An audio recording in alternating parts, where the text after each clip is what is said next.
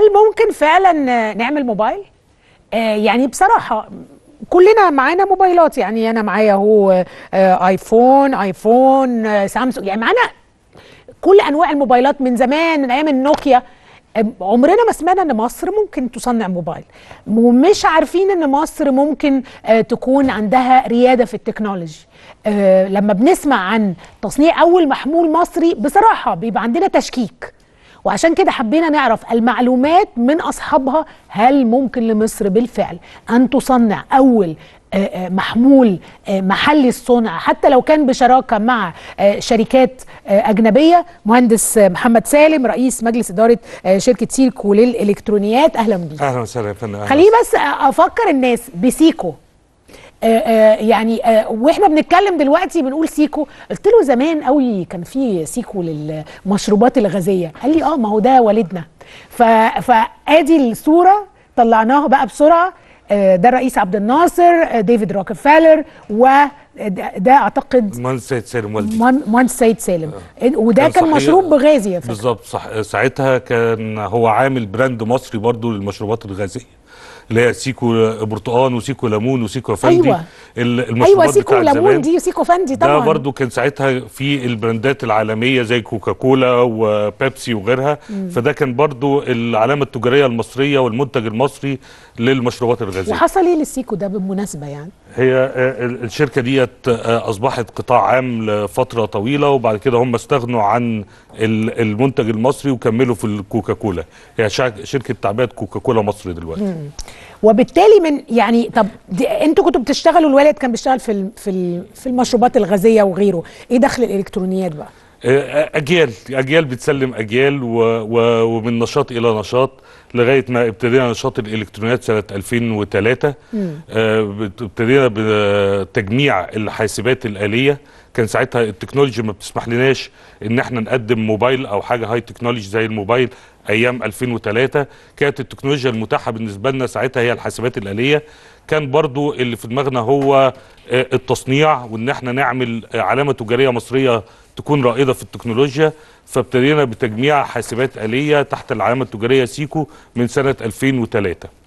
مع تطور التكنولوجيا ولما بقى متاح لينا ان احنا نخش عالم التليفونات المحمولة والحاسبات اللوحية اللي هي التابلت، ابتدينا من حوالي سنة 2013 ان احنا نخش في المجال دوت وننشر العلامة التجارية الخاصة بينا، مش في مصر بس ولكن في المنطقة العربية كلها.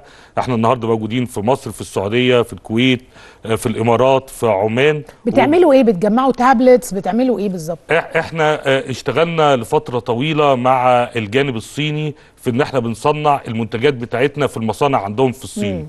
ما كانش لسه عندنا الحجم اللي يسمح لنا ان احنا ننتج هنا في مصر او نبتدي انتاج هنا في مصر. فاتجهنا الى الصين، بقينا ان احنا بنعمل كاستمايزيشن لبعض المنتجات وبنستوردها تحت العلامة التجارية لينا وننشرها لفتح الاسواق لينا في الدول ديت داخل مصر وخارج مصر. مع الوقت لما ابتدينا نوصل للحجم المناسب من الانتاج علشان نقول احنا هنروح نصنع، اتجاهنا بالفور لوزير الاتصالات وتكنولوجيا المعلومات المهندس ياسر قاضي. قلنا لهم احنا عايزين نصنع موبايل في مصر. وبصراحة يعني من ساعتها واحنا ابتدينا رحلة فائقة السرعة. فائقة السرعة يعني بصراحة. انت بتقول لي معلومة مش موجودة في مصر، فائقة السرعة دي ما بنستخدمهاش هنا. الريتم بتاع وزارة الاتصالات وتكنولوجيا المعلومات أسرع من رتم القطاع الخاص. والمهندس ياسر والفريق اللي معاه شغالين أسرع من القطاع الخاص. فابتدينا من شهر 2 اللي فات تحديدا، يعني من سنة، رحلة للبحث او ان احنا نتمم اتفاق مع المستثمر الصيني وان احنا نختاره وان احنا نقنعه ان هو يجي هنا مصر لنقل التكنولوجيا. لان النهارده احنا لوحدينا كجانب مصري عندنا معرفة كبيرة، لكن ينقصها بعض التفاصيل في الانتاج اللي محتاجين ان احنا ننقلها من الصين الى مصر. ايه اللي يخليك تيجي مصر؟ يعني بصراحه انت بتصنع حاجتك في الصين وسعيد وبتصدر ويور دوينج فيري ويل زي ما بيقولوا، ايه اللي يخليك تيجي مصر؟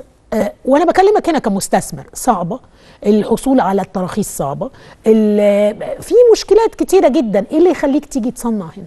النهارده هصعبها على حضرتك اكتر. احنا كان قدامنا واحنا بنقول يا انتاج، جالنا عروض من بلاد عربيه، جالنا عروض من بلاد افريقيه للتصنيع هناك، ودخلنا في مباحثات مع اكتر من جانب ان احنا نصنع بره مصر. مصر فيها مميزات كتيرة قوي لأي مستثمر، وده يمكن اللي أقنع مستثمر الصيني إن هو يجي ويستثمر معانا هنا في مصر. السوق ده نمرة واحد، لكن مش هو الحاجة الوحيدة. النهاردة احنا بنتكلم على حاجتين مهمين قوي. الحاجة الأولانية هي القرى التكنولوجية اللي هي عملتها وزارة الاتصالات وتكنولوجيا المعلومات. احنا المصنع بتاعنا في القرية التكنولوجية في مدينة أسيوط الجديدة. يعني يمكن حضرتك لسه دلوقتي بتحكي عن المستشفيات في أسيوط، وده اللي بيخلي ان فيه هجرة من أسيوط او من الصعيد عامة الى القاهرة. احنا النهاردة القرى التكنولوجية دي اتعملت بره القاهرة، اتعملت قرية تكنولوجية في برج العرب وقرية تكنولوجية في مدينة أسيوط. احنا ان شاء الله المصنع بتاعنا على 4000 متر في مدينة أسيوط الجديدة. وابتدينا نشوف هجرة عكسية، يعني ابتدى النهاردة ناس تقدم لنا السيفيهات بتاعتها من القاهرة عشان تروح تشتغل في المصنع في أسيوط. فالقرية التكنولوجية بتدي مميزات كتيرة قوي للمستثمر في مجال التكنولوجيا أو مجال الإلكترونيات، غير كمان القوانين المشجعة للتصدير من مصر إلى بره مصر، غير كمان ان بعد تعويم الجنيه النهاردة أصبح التكلفة في مصر أرخص من التكلفة في الصين. النهاردة لو حسبنا على المرتبات، العامل في الصين بياخد حوالي 4000 إيوان بما يعادل 600 أو 700 دولار أمريكي. العامل المصري أظن أن هو بيتكلم في رينج 100 أو 150 دولار أمريكي. فالنهاردة التكلفة في مصر أصبحت أرخص من التكلفة في الصين. في حوافز من الحكومة زي القرى التكنولوجية وزي حوافز التصدير. حضرتك بتكلمني، يعني بصراحه انا سعيده بالكلام اللي انت بتقوله، بس انا دايما بسمع العقبات، ما بسمعش من المستثمرين. دايما اسمع المشكلات والعقبات وما بسمعش قصه الاشياء الايجابيه. فانا سعيده جدا ان انا بسمع من حضرتك ده. احنا قاعدين في البلد ديت ومستثمرين في البلد ديت. النهارده لو احنا اتكلمنا عن العقبات، كل شغل فيه عقبات وكل بلد فيها عقبات، ومش هتنتهي العقبات ابدا، ولكن يجب ان نتحداها ونتغلب عليها. في جانب كويس احنا بنبص له وبنستثمره، ان احنا نعمل قاعدة صناعية للإلكترونيات هنا. والهدف بتاعنا ويمكن اللي اشتركنا فيه مع وزارة الاتصالات وتكنولوجيا المعلومات ان مصر تبقى مركز لصناعة الإلكترونيات للمنطقة كلها. شيء رائع. خلينا نقول عن صناعة الإلكترونيات صناعة استراتيجية جدا، لأن هي النهاردة مش خاصة بس بصناعة المحمول، لكن هي داخلة في صناعة السيارات، هي داخلة كمان شوية في صناعة المنسوجات، هي داخلة في الكونستراكشن أو جوه البيوت واستخداماتنا، فهي داخلة في جميع الصناعات الأخرى. هل نملك مقوماتها؟ اللي بنملكه كتير، واللي مش بنملكه يعني بنملك القدرة على ان احنا ننقله من الجوانب الاخرى. يعني احنا اصرينا ان الجانب الصيني يستثمر معانا في المصنع، وان هو نخش في شراكة معاه. كام يعني داخلين بكام يا فندم؟ هم حوالي التلت واحنا التلتين، علشان يبقى في نقل للتكنولوجيا. غير كمان ان الصين النهارده عندها مفهوم احياء طريق الحرير، ودي مبادره مهمه جدا للرئيس الصيني، وبياخد فيها مصر كقاعده للانطلاق الى دول افريقيا والشرق الاوسط. حجم الاستثمار قد ايه؟ وبصراحه هتعمل موبايل؟ يعني حجم ازاي هتقدر تنافس؟ حجم يعني استثماراتنا المدفوعه في المرحله الاولى 60 مليون جنيه، الاجمالي 180 مليون جنيه. هنعمل محمول ان شاء الله، هنعمل محمول بنسبة تصنيع محلي 58% منذ اول يوم، ومنذ اول يوم هنصدر الى الخارج. واللي احنا بصين له ان شاء الله في خلال سنة نعمق نسبة التصنيع المحلي من 58 الى 70 او 72%، مع ان احنا نركز ان يبقى فيه تصميمات مصرية. واملنا ان احنا نوصل لصناعات مغذية كتير للتليفونات زي البطاريات وزي المكونات الدقيقة اللي بتبقى موجودة جوه التليفون. يعني ايه اللي هنجيبه من بره وايه اللي هنجيبه من هنا؟ نقدر احنا نعمل ايه هنا؟ احنا هنا هنصنع اللوحة الام واللي هي المذر بورد، ولوحه الكهرباء الباور بورد، وهنصنع الاجزاء البلاستيكيه والتغليف والعماله. ده اللي احنا هنعمله هنا في مصر في المرحله الاولى. طب حضرتك جايب معانا موبايل وبيرن اهو، اقفله بس لو سمحت. هو مش مقفول، هو محطوط على ايربلين مود. هو ده؟ هو ده. طب معلش انا عايزاك معلش نحطه قدام الشاشه لو سمحت، عشان برضو الناس. الشاشه اهي، مش هي دي يا جماعه هنا؟ يعني هذا هو الموبايل المصري، يعني ده البروتوتايب اللي احنا عاملينه ولا ايه بالظبط؟ يعني هو ده حاليا ده اللي معمول في الصين. ده حاليا متصنع على خطوط شركائنا في الصين. وان شاء الله هيتصنع هنا كمان، نأمل في خلال اقل من 6 شهور. يعني هو ده بالظبط اللي هيبقى موجود معانا ان شاء الله، وبتكنولوجيا الجيل الرابع ال4G وبكل الامكانيات الحديثه. وطبعا عندنا رينج كامل من الموديلات. يعني احنا عندنا اكتر من 14 موديل، ان احنا بنبتدي من اول 200 جنيه لغايه 2000 جنيه. ده الرينج اللي احنا من 200 جنيه ل 2000 جنيه، وبيعمل كل الحاجات. يعني بيعمل كل الحاجات. يعني مثلا في واتساب، في هيبقى في الحاجات دي ولا طبعا يعني نقدر نعمله داونلودنج هو خلينا نقول على حاجه بس. لا، في فجوه رقميه ما بين الدول الناميه وما بين الدول المتطوره او دول العالم الاول. الشركات العالميه العملاقه لما بتيجي النهارده ان هي تصمم منتجاتها، يمكن بتحط فيها خواص وامكانيات كتيره. الخواص والامكانيات ديت مش كلها احنا بنستخدمها، او المستهلك الطبيعي مش محتاجها كلها هنا في الدول بتاعتنا. فيمكن احنا بندي الخواص والامكانيات كلها اللي بيحتاجها الشباب والناس اللي في مصر، وبالاسعار يعني المناسبه. انا ملاحظه اهو، يعني مثلا هيبقى فيه الايميل، هيبقى فيه الجاليري، هيبقى فيه يعني فيه كل الحاجات، يعني واتساب، هيبقى فيه كل الحاجات دي اهو. ده ايه نوعه ايه؟ اندرويد يعني ولا نوعه ايه؟ السوفت وير بتاعه اندرويد. وده سوفت وير بناخد له ايه؟ بناخد له كوبي رايت مثلا يعني؟ طبعا ادي هذا هو اول محمول، اول موبايل هيتعمل زيه بالظبط في مصر. والله يا فكره شكله حلو بجد. الديزاين اولا خفيف. خليني اقول لكم بقى، تعالوا نقارن بقى كده زي ما بيعملوا في الافلام في البرامج. لا خفيف، المهم بقى يكون يعني ما يبصش بسرعه. لا، الموبايل دوت نفسه بقاله معايا سنه وانا هيفي يوزر يعني. وبتستخدمه؟ بستخدمه طول الوقت. لا ده مش موبايل، ده مش بروتوتايب. لا يعني. لا يعني ده موبايل بتاع حضرتك؟ طبعا. وبتستخدمه؟ وبستخدمه. وبقاله يعني بقاله قد ايه؟ سنه؟ يعني اقل من سنه شويه. وما باظش؟ ما باظش، ولا الصوت باظ ولا حاجه باظت ولا قفل ولا اي حاجه فجاه كده، ولا عمل حاجات كده. طيب، وبعدين احنا عندنا فوق ال 50 مركز خدمه وصيانه في جميع الدول اللي احنا شغالين فيها في المنطقه، بتخدم على منتجاتنا. وبيحصل ان في عملاء بيشتروا من الكويت ويجوا يصينوا هنا في مصر، او ان يحصل شراء من مصر وتصين في السعوديه، ونفس الحال هيبقى لما نشتغل ان شاء الله في كينيا واثيوبيا ودول شرق افريقيا. اولا هتشغلوا قد ايه من الناس في العماله احنا في المرحله الاولى عند بدء التشغيل هنبتدي بورديه واحده، فيبقى عندنا 200 عامل ان شاء الله. هيزيدوا الى 500 في خلال 2 إلى 3. اللي كمان ركزنا عليه ودوت برضو بالاشتراك مع وزارة الاتصالات وتكنولوجيا المعلومات، ان يبقى في برودكشن لاين ما يشتغلش عليه غير ذوي الاحتياجات الخاصة.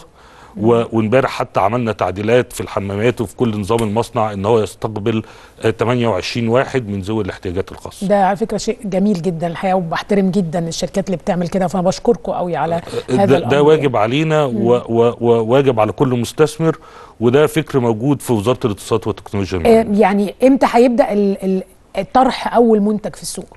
نتوقع ان شاء الله في سبتمبر القادم هيبتدي طرح بسرعه كده. باذن الله.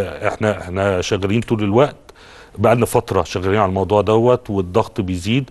النهارده احنا عندنا مهندسين رايحين ان شاء الله الصين اول الشهر الجاي للتدريب على خطوط انتاج الجانب الصيني.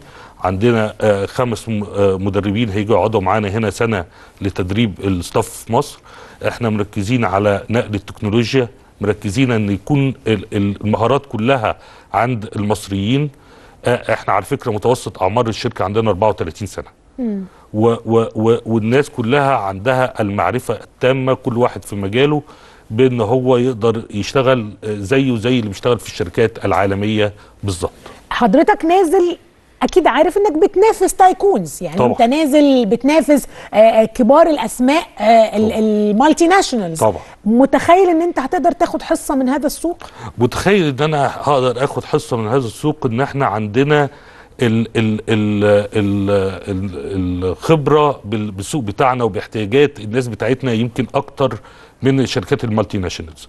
الشركات المالتي ناشونالز وهي بتعمل اي تصميمات هي ما بيبقاش في دماغها قوي الاسواق النامية قد ما بيبقى في دماغها الاسواق العالم الاول، او الاسواق اللي هي زي امريكا وانجلترا والمانيا وفرنسا، متقدمة يعني. المتقدمة اللي بتصرف اكتر، اللي بيهتموا بالتكنولوجيا اكتر، اللي بيشتروا الاحدث. فاحنا عارفين نعمل ازاي منتج مناسب للسوق بتاعنا وبالسعر المناسب للعميل بتاعنا، السعر مهم. وهنقدر ان احنا ننافس في الاسواق الدول النامية سواء في افريقيا او سواء في الشرق الاوسط. متخيل هتاخد حصة قد ايه يعني؟ املنا ان احنا نوصل ان احنا ناخد من 15 ل 20% من السوق في كل بلد بننزل فيها ان شاء الله. يعني الحقيقه دي نسبه، يعني نسبه عاليه وتحدي كبير. تحدي كبير جدا. هل السعر كمان لازم يكون منافس؟ يعني الاسعار الموبايلات السعر لازم يكون منافس، واحنا عندنا منافسه من ناحيتين، يعني سواء من الشركات العالميه العملاقه او سواء من الحاجات رديئه الصنع رخيصه الثمن. صحيح. فاحنا اللي بنقدم الحل اللي في النص، والحل اللي في النص دوت بياخد وقت عقبال ما العميل بيتاكد ان احنا فعلا عارفين جودتنا عامله ازاي، المواصفات بتاعتنا عامله ازاي، الثقه يكتسبها. واول ما بيكتسب الثقه الحمد لله بنقدر ان احنا نبيع اكتر وناخد حصه من السوق اكبر. مستهدف بس السوق المحلي ولا مستهدف ايضا ان تكون مصر قاعده للتصدير؟ هي مصر هتبقى قاعده للتصدير من اول يوم، يعني احنا من اول يوم، وعشان كده احنا ابتدينا بالتسويق قبل ما نروح للتصنيع، علشان احنا ولا هنستهلك دولار من البلد، لكن احنا هنزيد ان شاء الله الحصيله الدولاريه. وديت الفكره وراء صناعه الاكلات يمكن في معظم دول العالم. وبرنامج حوافز الصادرات او رد اعباء الصادرات ده من الاشياء المهمه جدا، ان كل الدول اللي بتنمو النهارده في صناعه الاكلات، النهارده بقى في مشكله ان الصين بقت اسعارها والتكلفه فيها عاليه جدا، وابتدت ان هم ينقلوا مصانعهم الى خارج الصين. صحيح. فابتدوا يروحوا لفيتنام، ابتدوا يروحوا لكمبوديا، ابتدوا يروحوا للهند، والدول دي كلها بتقدم يمكن حافز صادرات في حدود ال 14%. فدي فرصتنا النهارده لما رحنا الصين مع المهندس ياسر قاضي في شهر 5 اللي فات، هو اتكلم مع مستثمرين كتير. النهارده بنشوف اول تجربه، يمكن في تجارب تانية بتبص على تجربتنا، وان شاء الله اول ما هننجح هنلاقي ان في كذا مصنع من بعديهم. لكن اللي حضرتك بتقوله ده مهم جدا، لان هذه فرصه مصر لاجتذاب الصناعات الصينيه اللي هي كتير. بتروح كمبوديا وبتروح فيتنام، بتروح هذه الدول، ان انا لو انا قدمت لها حوافز يعني موازيه، ان انا اقدر اجتذب هذه الصناعات، وبالتالي انا بشغل عماله. هو ده اللي احنا عايزينه يا جماعه، ان احنا ناخد استثمارات ونشغل عماله. منطقه حره وحوافز صادرات، الاثنين دول مهمين جدا. ويمكن يعني احب ان انا اقول على قانون الاستثمار الجديد كان لازم يكون مفتوح اكتر من كده. يعني النهارده لما اتكلم معايا قنصل اثيوبيا في دبي، قال لي تعالى عندنا 8 سنين احنا مفيش ضرايب، مفيش جمارك، مش هناخد منك مليم لمده 8 سنوات، وفي حوافز صادرات عندك 12%. وبالفعل اثيوبيا ابتدت تجتذب رؤوس اموال، وتجتذب استثمارات صينيه كتيره. النهارده جذب الاستثمارات بقى فيه منافسه كبيره، ومحتاج مننا ان احنا نكون بنتحرك اسرع، وحتى لو خليناها في فتره معينه 5 سنين 7 سنين 8 سنين علشان نطلع من الازمه الاقتصاديه. لكن لا، ما اقدرش اسيب منطقه محور قناه السويس ب 22.5، ما اقدرش اسيب هنا انا بقتل المنافسه وحرام يعني. احنا بنحاول ان احنا نجيب عائد من حاجه لسه مش موجوده. انا عايزه اشكرك واحييك طبعا جدا، اولا لانك قررت ان حضرتك تصنع في مصر، وكان ممكن انت كمستثمر وكمصنع تقول لك لا افضل في الصين او اصنع في دولة تانية يمكن اقل يعني مش تكلفة ولكن اقل عقبات في وبيروقراطية، لكن حضرتك اصريت ان انت تصنع في بلدك، وده معناها انه يعني ده احساس وطني جميل جدا. احنا نشغل الناس وننقل النهى او ننقل العلم لمصر. هو ده يا جماعة اول، يعني هكذا سيكون شكل، هو بس قفل أو ممكن حضرتك تفتحه لنا، سيكون شكل أول موبايل مصري. الصنع 58% من مكوناته هتكون مصرية والباقي صينية، لكن ممكن نوصل ل 100% في يوم من الأيام، أو يعني نأمل في ذلك. احنا ده مش شايفين ان هو نهاية المطاف ان احنا ابتدينا تصنيع، دي خطوة من ضمن الخطوات، ونأمل ان احنا نكمل ان شاء الله الطريق بتشجيعكم وبتشجيع المستهلكين بتوعنا وبتشجيع الحكومة المصرية والدولة المصرية. وخلينا نقول برضو ان النهاردة في مبادرة مهمة قوي في مصر ابتدتها وزارة الاتصالات وتكنولوجيا المعلومات تحت رعاية السيد رئيس الجمهورية، اسمها توطين صناعة الالكترونيات في مصر، ايجيبت ميكس الكترونكس، وهي بتدي مجموعه من الحوافز لتدريب العاملين،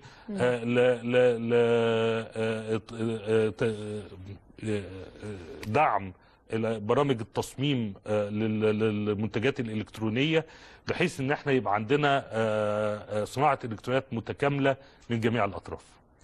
يعني أنا بشكرك شكرا جزيلا، أنت اديتني دفعة أمل كده وسعادة، لازم يكون عندنا ثقه في نفسينا وثقة في النفس.